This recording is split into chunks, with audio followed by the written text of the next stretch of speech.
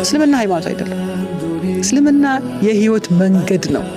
የቀን ተቀን ስትወጣ ስትገባ ስተኛ ስተነፍስ ስታገባ አይደል ስትሞት መንገድህ በሙሉ ነው እንጂ ሃይማኖት ካረከውማ የሆነ ተሰግዳለህ ጾማለህ ከዛ በኋላ የፈለከውን ትሰራለህ። አሁን እንደዛ እየሆነ ነው አይደል? ሲዝናል ነገር የሆነ ሃይማኖት ስትል የሆነ ነገር የምታመልከው ሰዓት አለው። ለምሳሌ ረመዳን መጣ መለክ ወጣ በቃ ከዛ እንደፈለክ ነው። የለም እኛ እኮ አመቱን በሙሉ እኮ በረመዳን ስፕሪት ውስጥና በረመዳን ቲቃ ውስጥ እንድንኖር እኮ ተፈለገ ነው ረመዳን የመጣው እንጂ ልክ ረመዳን 30 ዕለት ሰላም አለይኩም ሂጃብ የለበሰችው ማንስታ ቁጭ አድርጋ ሁሉም ቦታን እንዲይዝ እኮ ወደ ነበርክበት እንድትመለስ እኮ አልነበር።